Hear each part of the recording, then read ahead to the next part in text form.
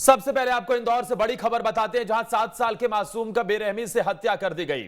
Searching के दौरान police को शव मिला। गिट्टी खदान मालिक के बेटे का अपहरण हुआ था। 7 साल के मासूम की बेरहमी से हत्या की गई। गिट्टी खदान मालिक के बेटे का अपहरण हुआ था और उसके बाद अपहरण कर आरोपियों ने फिरौती मांगी थी।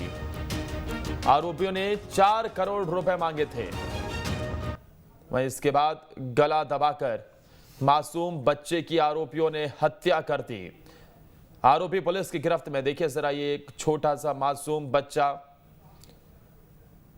नन्ही सी जान, जिसके अपहरण करने के बाद फिरौती की डिमांड की और फिर बच्चे को गला दबाकर मौत की घाट उतार दिया।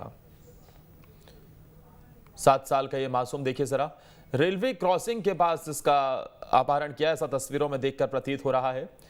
उसके बाद 4 करोड़ रुपए मांगे गए। ये रेलवे क्रॉसिंग नजर आ रही है और वहीं से अगर आप देखेंगे वो बच्चा एक व्यक्ति के साथ जाता हुआ नजर आ रहा है।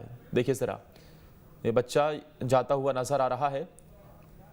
उसके बाद फिरौती की डिमांड की गई परिवार के साथ और फिर बच्चे को मौत के घाट उतार दिया गया। 4 करोड़ रुपए फिरौती की डिमांड की गई थी। मिट्टी खदान मालिक के बेटे का अपहरण किया गया। अपहरणकर्ताओं ने इसके बाद फिरौती की डिमांड की और फिर 7 साल के मासूम बच्चे की हत्या कर दी। सर्चिंग के दौरान बच्चे का शव मिला है। गिट्टी खदान मालिक का यह बेटा बताया जा रहा है, जिसकी उम्र महज 7 साल थी। एक छोटा सा मासूम बच्चा, नन्ही सी जान को अपहरणकर्ताओं ने पैसों के लिए मौत के घाट उतार दिया। पुलिस आरोपी को गिरफ्तार कर चुकी है। इसके साथ ही पुलिस लगातार कार्रवाई भी कर रही है। और इस बड़ी खबर पर ज्यादा जानकारी के साथ इंदौर से हमारे सहयोगी मिथिलेश सीधा जुड़े हुए हैं। मिथिलेश, पहले अपहरण और फिर उसके बाद फिरौती की डिमांड, नहीं मिली तो मौत के घाट उतार दिया गया। अब तक किस तरीके की कार्रवाई हुई और कहां से अपहरण किया गया था इस मासूम बच्चे का?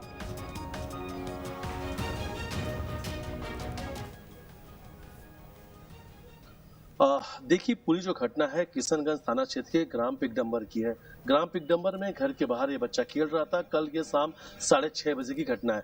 बच्चा खेल रहा था और 1-1.5 घंटे तक जब बच्चा घर नहीं लौटा तो परिवार को लगा कि बच्चा अभी तक घर क्यों नहीं लौटा। जब बाहर के परिवार के लोग बाहर आके देखा, आसपास बच्चों को ढूंढना शुरू कर दिया। इस बीच में 8:30-9 बजे के लगभग था, एक फोन आता है और फोन में ये बताया जाता है कि आपके बच्चे का अपहरण कर लिया गया है और फिरौती के लिए 4 करोड़ रुपए आपको देना है। अगर आप 4 करोड़ रुपए देंगे तो आपका बच्चा सही सलामत मिलेगा और अगर बच्चा 4 करोड़ रुपए नहीं मिलेगा तो सही सलामत नहीं मिलेगा। इसके बाद जो पूरा परिवार है, वैसे साथ में मैं एक चीज आपको बताना चाहूंगा। इस वक्त मैं किशनगंज थाना क्षेत्र में हूँ और सीधा इस वक्त जो यहाँ के एसपी हैं भगवत सिंह बिरदे साहब, उनसे ही बात करेंगे और इस पूरे चीज को समझेंगे, क्योंकि यहाँ के जो पुलिस अधिकारी हैं उनका कहना है कि जब जैसे ही पुलिस को जानकारी मिली, टीम यहाँ से रवाना हुई। ओमकारेश्वर तक सर्चिंग की आपने, खरगोन, खंडवा, तमाम जगह की पुलिस इस पूरे इन्वेस्टिगेशन में जुटी। आईजी सर श्री राकेश गुप्ता साहब के नेतृत्व में तमाम सारी टीमों का गठन किया गया। जैसे जैसे इन्फॉर्मेशन हुई वैसी वैसी टीम अपने इन्वेस्टिगेशन में जारी थी। मुख्यतः जो सीसीटीवी है, उस सीसीटीवी से जो फुटेज मिला है उसमें जो एक आरोपी रितेश है वो बालक के साथ जा रहा था। उसी को आधार बना के हम लोगों ने आगे इन्वेस्टिगेशन। कितने आरोपी इसमें पकड़ाए सर और क्या मकसद था इसका? अभी तक 2 आरोपी पकड़ाए गए, रितेश और विकास, जो उनके निकटतम रिश्तेदार हैं।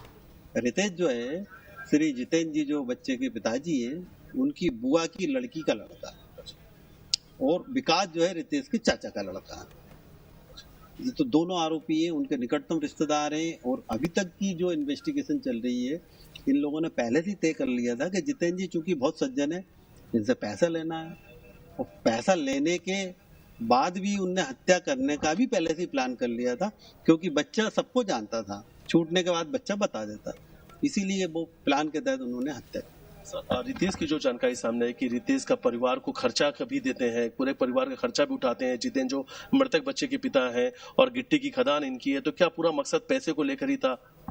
अभी तक ये जानकारी भी आई है कि जो बच्चे के पिताजी जितेंद्र जी हैं, वो इन्होंने इनको मकान बना के भी दिया और समय समय पर उनकी मदद भी करते रहते हैं। तो अभी तक तो पैसे के लिए ही ये घटना दिख रही है। सर पूरा ऑपरेशन कैसे किया गया, कितने बजे पुलिस को सूचना मिली, कितने बजे अपहरण हुआ, फिरौती का फोन कितने बजे आया? घटना लगभग 6:30 बजे की है। फिरौती का फोन इन्हें 8 बजे आया। इन्होंने पुलिस को नहीं बताया, पुलिस को लगभग 9:30 बजे पता चला। तो 2 घंटे के अंदर ही हमने ये तय कर लिया था कि आरोपी कौन कौन है, और एक आरोपी पुलिस की अभिरक्षा में था। अगले 2 घंटे में दोनों आरोपी पुलिस की अभिरक्षा में थे। सुबह तक हमने सर्च करके बच्चे के सबको भी बरामद कर लिया। सर बच्चे का शव कहाँ पे मिला, और ओमकारेश्वर जब टीम पहुंची तो एक अल्टो गाड़ी भी थी, क्या होटल रुका हुआ था, किस तरीके से तमाम चीजें उसमें सामने आई? वो अल्टो गाड़ी यहीं से, घटना स्थल से अल्टो गाड़ी में बिठा के ही विकास और रितेश लेके गए थे। रितेश राउंड सर्कल से में उतर गया था, विकास उसको लेके जो है ओमकारेश्वर रोड पे गया था। उस समय तेजाजी नगर के आसपास 9 बजे उसने फ़ोन किया था। इसके बाद फिर रितेश ने उसको मैसेज किया था कि हम लोग डिस्क्लोज हो गए हैं, तुम अपना काम करो। तो 9 बजे के आसपास ही गाड़ी के अंदर उसकी हत्या करके बाई गांव के जंगल में उसकी लाश को डाल दी थी। सर बच्चे का जब शव मिला तो मुंह में टेप लगा रखा था, हाथ पांव बांधे थे, क्या बच्चा शायद बच्चा पहचानता था, इसलिए बच्चे ने किसी प्रकार की का शोर शराबा नहीं किया और शायद उनके साथ बड़े आसानी से चला गया और बाद में इन्होंने गला दबाने के लिए टेप वगैरह लगा के हत्या की? बच्चा अच्छी तरह पहचानता था और इसीलिए बच्चा सहमति से उसके साथ गया था। लेकिन चूंकि इनने तो अपने पहले से तय कर रखा था कि इन्हें क्या घटना करना, इसीलिए बच्चे के मुंह पे टेप लगाया और जो है बच्चे की गर्दन दबा के इन्होंने हत्या कर दी। सर बच्चे को कुछ लालच दिया था क्या कि टॉफी दिलाने ले जा रहे हैं, क्या कुछ कह के बच्चे को अपने साथ लेकर गए थे? क्योंकि आना जाना था, बच्चे को टॉफी वॉफी के बहाने से ले गए थे। अच्छा अब पूरे मामले में सर दोनों आरोपी गिरफ्तार हो चुके हैं, क्या और भी कुछ ऐसी घटनाओं को सर इन्होंने कोई अंजाम दिया है या कुछ और अभी तक क्या और कुछ तथ्य सामने आए? अभी तक तो कोई ऐसी बात नहीं है, अभी तो यही घटना के बारे में पता चला। तो हमारे साथ में एसपी भगवत सिंह बिरदे जी मौजूद थे, उन्होंने तमाम जानकारी बताई कि किस तरीके से पूरा ऑपरेशन चला। सबसे पहले जब फोन आया तो वो उस वक्त 8 बज रहे थे, 8 बजे के बाद करीब 1.5 घंटे के बाद उन्होंने पुलिस को सूचना दी। शायद अगर ये 1.5 घंटे के पहले वो पुलिस को सूचना दे देते से बातचीत निकल कर सामने आई है, वो आरोपी की तस्वीर भी निकल कर हमारे पास सामने आई है। एक बार वो आरोपी की तस्वीर दिखाते हैं। देखिए यही आरोपी है और बताया जा रहा है कि ये पारिवारिक रिश्ते में है, जिसने अपहरण किया और अपहरण के बाद इस बच्चे को मारने की साजिश पहले ही रची गई थी। दोनों आरोपियों की तस्वीर हम आपको दिखा रहे हैं और दोनों ही पारिवारिक रिश्ते में, पुलिस की तरफ से जो बताया गया, क्योंकि वो गिट्टी खदान के मालिक थे मृतक बच्चे के पिता, और उन्होंने कई मौकों पर इनकी मदद भी की थी, पारिवारिक तौर पर उनकी तरफ से मदद भी की गई। लेकिन पैसों की ऐसे लालच, पैसों के जाल में ऐसा ये अंधे हुए कि एक मासूम बच्चे को मौत के घाट उतारने से पीछे भी नहीं हटे। एक छोटा सा 7 साल का मासूम बच्चा जिसने सोचा भी नहीं था कि उसके अपने ही उसके हत्यारे बन जाएंगे, वह हंसी खुशी इनके साथ चला गया, लेकिन इसी दौरान इन्होंने मौत के घाट उतार दिया। आरोपियों की उम्र क्या बताई जा रही है मिथिलेश? क्योंकि तस्वीरों में देखकर एक जो आरोपी है उसके तस्वीर को देखकर ऐसा प्रतीत हो रहा है कि वो उसकी उम्र ज्यादा नहीं लग रही।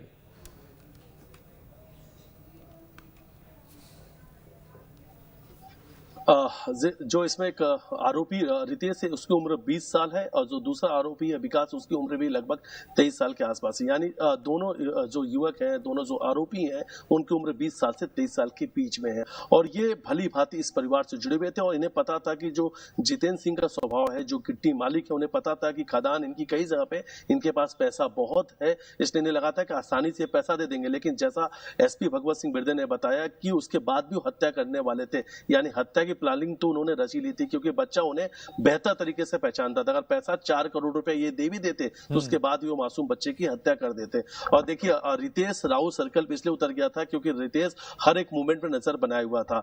रितेश जो है उनके बुआ के लड़की का बेटा है और वही जो विकास है वो रितेश के चाचा का बेटा है। जो मासूम बच्चा है पहले रितेश के साथ जाता है, रितेश अल्टो गाड़ी में विकास के साथ बैठाकर खंडवा के लिए रवाना कर देते हैं और जब खंडवा के लिए रवाना होता है और जैसे ही पता चलता है कि अब तो हमारा नाम सामने आ चुका है, क्योंकि सीसीटीवी में हमारी पहचान हो चुकी है। तो उसके बाद रितेश भी अपने आप को इंदौर से छुपाने का प्रयास करता है, इंदौर से भागने का प्रयास करता है, और इस बीच वो मैसेज भी कर देता है कि तुम अपना काम कर सकते हो, अपना काम कर सकते हो, मतलब कि बच्चे की हत्या कर सकते हो। और उसके बाद उसने गाड़ी में ही बच्चे की गला दबा कर हत्या कर दी, और मुंह में जब बच्चे का शव मिला तो मुंह में टेप लगा हुआ था। वो मासूम बच्चा जो कभी इन्हें भैया बोलता था, तमाम चीजों के साथ इनके साथ घूमता था, खेलता था, परिवार से जुड़े हुए लोग थे, परिवार के सदस्य थे, उसे भरोसा भी नहीं था, उसे यकीन भी नहीं था कि ये जो लोग हैं ये इस वक्त उसके साथ जो लेके जा रहे हैं उसकी हत्या करने के इरादे से आए हुए हैं, उसकी परिवार से पैसा मांगे। और देखिए क्या परिवार वालों की तरफ से कुछ कहा गया मिथिलेश? क्या कभी उन्हें इन पर शक हुआ कि इस तरीके की घटना को अंजाम दिया जा सकता है इनकी तरफ से? क्या कभी पहले कोई हरकत इस तरीके से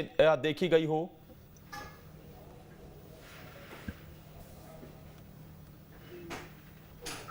देखिए, जब पुलिस को कुछ नाम सामने आया तो पुलिस ने बताया कि ये रितेश और विकास दो नाम सामने आ रहे हैं, क्या आप इनको जानते हो? तो उन्होंने कहा कि हमारे परिवार के सदस्य हैं और ये इस प्रकार की घटना को कभी भी अंजाम नहीं दे सकते, इन पे हम शक नहीं कर सकते।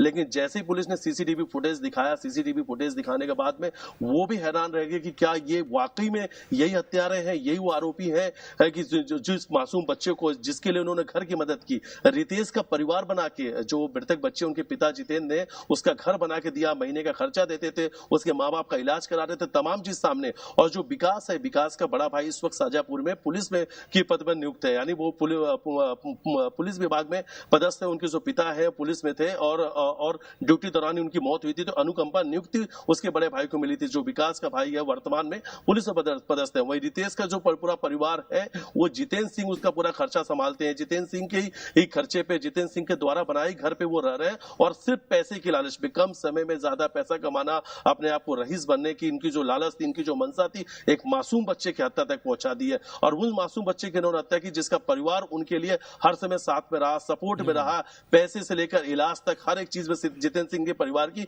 मदद किया करते थे। इन्हें अभी भी यकीन नहीं हो पा रहा, पूरे परिवार को यकीन नहीं हो पा रहा है कि परिवार के लोगों ने ही उस मासूम बच्चे की हत्या कर दी। उनके परिवार कहना है कि पैसा मांगते तो जब हमने समय समय पे इतना पैसा दिया तो और पैसा दे देते। पैसे की बात नहीं है, पैसा चाहिए था आके बोलते पैसा मिल जाता, लेकिन एक मासूम बच्चे की हत्या कर दी। और आखिर ये वही परिवार के लोग हैं जो बचपन से रितेश का खर्चा उठा रहे थे, रितेश को पढ़ाया लिखाया, रितेश को अपने घर में भी ला के रखा, कई कामकाज से भी जोड़ा। गिट्टी के जो उनके खदान मालिक है, अभी तक जानकारी सामने आ रही है कि रितेश को कई बार उन्होंने अपने काम से भी इन्वॉल्व किया कि तुम इसमें कुछ काम करके पैसे कमा सकते हो, लेकिन आखिरकार कम समय में पैसा कमाने की जो उनका लालच था, जो उनकी मंशा थी, उसने एक मासूम बच्चा की हत्या तक पहुंचा दी। और एक 7 साल का मासूम, जाहिर सी बात है। और इसमें मामले में देखा जाए ये भी सवाल उठता है कि क्या कोई इसमें तीसरा व्यक्ति भी तो नहीं था? क्योंकि जिस तरीके से एक व्यक्ति जो हमेशा परिवार के साथ रहा, अचानक से वो हत्यारा कैसे बन गया, यह सवाल जरूर उठता है। मिथिलेश, मैं आपके पास आऊं, लेकिन उससे पहले वो दो तस्वीरें एक बार हम अपने दर्शकों को दिखा देते हैं। एक तरफ वो मासूम बच्चा जिसकी हत्या की गई है, देखिए जरा, खेलता हुआ ये बच्चा, चेहरे पर जरूर थोड़ी मंद सी मुस्कुराहट है, 7 साल का मासूम था। और उसने कभी सोचा नहीं था, ये आरोपियों को देखिए, कभी सोचा नहीं था कि उसके अपने ही उसके हत्यारे बन जाएंगे। जिसे उसके पिता ने बनाया, जिसे उसके पिता ने हर खर्च दिया, जिसे उसके पिता ने पढ़ाया लिखाया, वही उसका हत्यारा बन जाएगा। मिथिलेश, क्या पुलिस इस एंगल से भी जांच कर रही है? क्या इन दोनों के अलावा भी कोई तीसरा इसमें हो सकता है?